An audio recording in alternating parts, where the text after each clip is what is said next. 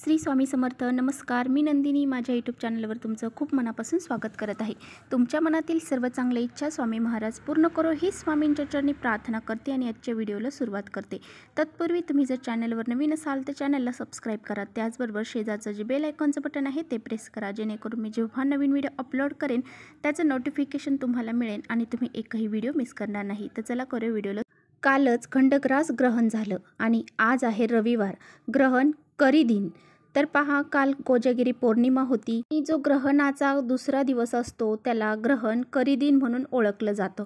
तर हा जो काळ असतो ना, तो खूप अशुभ काळ असतो. ही कर असते आणि ही जी कर आहे तर ती वर्षातील 7 सणांना लागलेली असते. जसं की मकर संक्रांत असते बघा, तर मकर संक्रांतीच्या दुसऱ्या दिवशी किंक्रांत असते, म्हणजे कर लागलेली असते.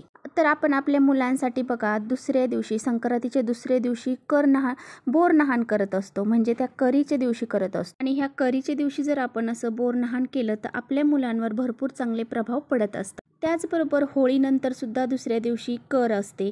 त्याचबरोबर जसं हे ग्रहण आहे तर त्या ग्रहणाच्या दुसऱ्या दिवशी सुद्धा कर असते. त्याचबरोबर बघा शनिवार असतो, शनिवारच्या दिवशी जर अमावस्या असेल तर त्याच्या दुसऱ्या दिवशी सुद्धा कर असते. तर ही जी कर आहे ना, तर हा एक अशुभ दिवस असतो. तर मग यासाठी आपल्याला या करीच्या दिवशी काय फायदा करून घेता येईल हे आपल्याला पाहायचं आहे.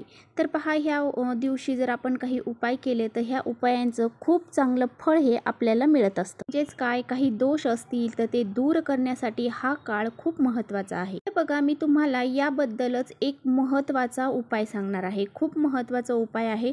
तर हा उपाय आपण सकाळपासून संध्याकाळी 12 वाजेपर्यंत कधीही करू शकतो. तर कालच चंद्रग्रहण झालं, खंडग्रास चंद्रग्रहण झालं आणि चंद्रग्रहणाच्या दुसऱ्या दिवशी जी कर असते तो खूप अशुभ काळ असतो. ह्या काळामध्ये आपल्या मुलांवरून आपण काही गोष्टी जर ओवाळून टाकल्या तर त्याचा फायदा ह्या आपल्या मुलांना होत असतो. जर आपण अशी ही एक वस्तू मुलांवरून ओवाळून टाकली तर मुलांवर जे काही दोष आहेत, संकट आहेत, अडचणी आहेत, जे काही त्यांच्यावरती दोष लागलेले असतील ते सर्व दूर होऊन जातात. त्याचबरोबर मुलांची प्रगती देखील होईल. तर पहा, लहान मुलांपासून मोठ्या मुलांपर्यंत तुम्ही हा उपाय करू शकता. पहा, लहान मुलांना सुद्धा खूप मोठ्या प्रमाणामध्ये नजरदोष लागलेला असतो. जास्त करून नजरदोष हा आई वडिलांचा जास्त लागत असतो, कारण आई वडील मुलांना असं भावुकतेने पाहतात, मग त्यांची नजर ही मुलांना लागली जाते. म्हणून पहा, लहान मुलं बाहेरच्यांची सुद्धा नजर त्यांना लागत असते आणि हे लहान मुलं त्यामुळे किरकिर करतात आणि खूप हट्टीपणा करतात, ते ऐकत नाहीत आणि बऱ्याचशा वेळेस काही खात पीत सुद्धा नाहीत. तर अशा वेळेस सुद्धा आपण असा हा उपाय आपल्या मुलांसाठी करू शकता. अशा वेळेस बघा, आई काय करते, 4-5 मिठाचे खडे घेते आणि मुलांवरून उतरवून टाकते. पहा, ह्या गोष्टी आपण केव्हा करतो, जेव्हा मुलं खूप किरकिर करतात, खूप आजारी पडतात. तर अशा वेळेस आपल्या मनामध्ये येतं की मुलांना नजर लागली असेल बाबा, तर मग त्यावेळी आपण हा असा उपाय करत असतो. तर बघा, त्याचबरोबर आपण अशा काही विशिष्ट तिथी आहेत, तर अशा विशिष्ट तिथींना म्हणजे शनी अमावस्या असेल, शनिवार असेल किंवा मग असा जो कर आहे, तर ह्या कराच्या दिवशी सुद्धा आपण आपल्या मुलांवरून असे काही उपाय करायचे असतात. आता बघा, तुम्हाला लहान मुलांपासून ते मोठ्या मुलांपर्यंत, मुलं असू द्या मुली असू द्या, सर्वांसाठी तुम्हाला हा उपाय करायचा आहे आणि हा उपाय आजच्या दिवशी तुम्हाला करायचाच आहे.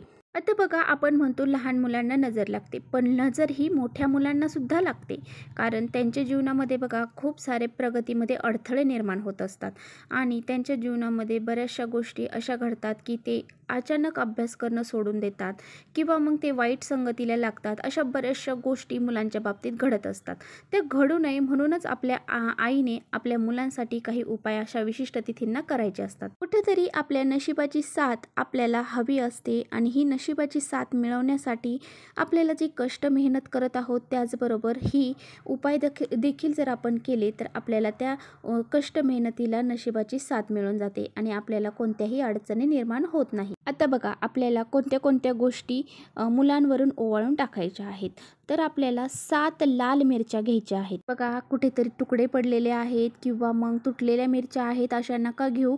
त्याला लाल मिरच्याच घ्यायच्या आहेत. त्याला देठ असणाऱ्या अशा लाल मिरच्या आपल्याला 7 घ्यायच्या आहेत. त्याचबरोबर बघा, आपल्याला चिमूटभर खडे मीठ घ्यायचं आहे. जर खडे मीठ तुमच्याकडे नसेल तर बारीक मीठ घ्या, चिमूटभर घ्यायचं आहे. त्याचबरोबर चिमूटभर आपल्याला पिवळी मोहरी घ्यायची आहे. आता बघा, पिवळी मोहरी सुद्धा तुमच्याकडे नाही नाही तर मग तुम्ही काळी मोहरी घ्या. आता बघा यामध्ये आपण जे केस विंचरतो बघा, आई ज्यावेळेस केस विंचरत असते थोडासा गुंता निघतो बघा, ते केस आपल्याला थोडेसे 2-4 केस असले तरी चालतील, पण ते आपल्याला त्यामध्ये घ्यायचे आहेत. बघा तुम्ही म्हणता इतर केस चालतील का? अजिबात नाही. आईचेच केस विंचरलेले केस घ्यायचे आहेत, कारण आई आपल्या मुलांची नजर काढत आहे, त्यामुळे आईचेच केस पाहिजेत. आता काय करायचं आहे, ह्या सर्व वस्तू आपल्याला उजव्या हातामध्ये घ्यायच्या आहेत आणि मुलांना समोर बसवायचं आहे. तर बघा ही नजर काढताना तुम्हाला कशी काढायची आहे, मुलांना काहीतरी आसन द्यायचं आहे बसायला, पूर्व पश्चिम त्यांचं तोंड करायचं आहे आणि त्यानंतर काहीतरी पाठ द्या किंवा मग आसन कोणतं तरी आसन द्या. आता बघा मुलांना हा उपाय करताना मुलांना कुणाशीही बोलू द्यायचं नाही किंवा आपणही कुणाशी बोलायचं नाही. बघा उजव्या हातामध्ये वस्तू घ्यायच्या आहे, डावा हात खालून लावायचा आहे आणि नंतर आपल्याला मुलांच्या डोक्याला चिकटवायचा आहे आणि नंतर खाली जमिनीला टेकवायचं आहे. असं आपल्याला 7 वेळा उतरवायचं आहे. तर बघा आपण नजर काढताना बऱ्याचशा गोष्टी बोलत असतो, येणाऱ्या जाणाऱ्याची, काकाची, काकूची, आईची, बापाची, असं भरपूर गोष्टी बोलत असतो बघा. तर मग येणाऱ्या जाणाऱ्यांची नजर माझ्या मुलावरून लागू देऊ नका. मुलांवरची जी काही इडापिडा आहे ती दूर होऊ द्या. त्याचबरोबर त्यांचे दोष, संकट, अडचणी दूर होऊ द्या. मुलांची भरभरून प्रगती होऊ द्या. मुलांना कोणत्याही प्रकारचं आजारपण निर्माण नको होऊ देऊ. त्याचबरोबर मुलांची सारखी हसत खेळत राहू द्या, असं आपल्याला म्हणायचं आहे. आपल्याला असं मनातली मनात म्हणायचं आहे आणि ह्या वस्तू मुलांवरून आपल्याला 7 वेळा उतरवायच्या आहेत. आता बघा एवढंच म्हणायचं आहे, आपल्याला कुणाशीही बोलायचं नाही. आणि तुमच्या घरामध्ये जर तुम्ही चूल पेटवत असाल तर त्या चुलीमध्ये ह्या वस्तू आपल्याला टाकून द्यायच्या आहेत. आता बघा जर तुमच्या घरामध्ये चूल नाही आहे, तुम्ही म्हणजे सिटीमध्ये राहत आहात, तर मग तुम्ही कसं करणार? तर मग एक प्लेट घ्यायची, त्या प्लेटमध्ये आपल्याला कापराच्या वड्या घ्यायच्या आहेत. आपल्याला 7-8 कापराच्या वड्या घेतल्या तरी चालतील आणि मग त्या प्रज्वलित करायचा आहे तो कापूर आणि नंतर ह्या सर्व वस्तू त्यावरती टाकायच्या आहेत. हे दोन्हीही तुम्हाला शक्य नसेल तर मग तुम्ही काय करा, जिथे मोकळा प्लॉट आहे, जिथे कुणी येत जात नाही, म्हणजे कुणाचा पाय पडणार नाही, अशा ठिकाणी ह्या वस्तू फेकून द्या. परंतु तुम्हाला ह्या घरामध्ये इकडे तिकडे कुठे फेकायच्या नाहीत. तुम्हाला ह्या वस्तू घराच्या बाहेरच टाकायच्या आहेत आणि जर शक्य असेल तर तुम्ही ह्या जाळून टाकल्या तरी चालेल. आता बघा जेवढं जळण तेवढं जळून द्यायचं आहे. उरलेलं जे आहे तर ते तुम्ही तुमच्या डस्टबिनमध्ये सुद्धा टाकून देऊ शकता. आता बघा बऱ्याच वेळा आपण मिरच्या भाजताना सुद्धा ठसका होतो किंवा मग चुलीमध्ये एखादी मिरची जर गेली तरी खूप सारा ठसका होतो.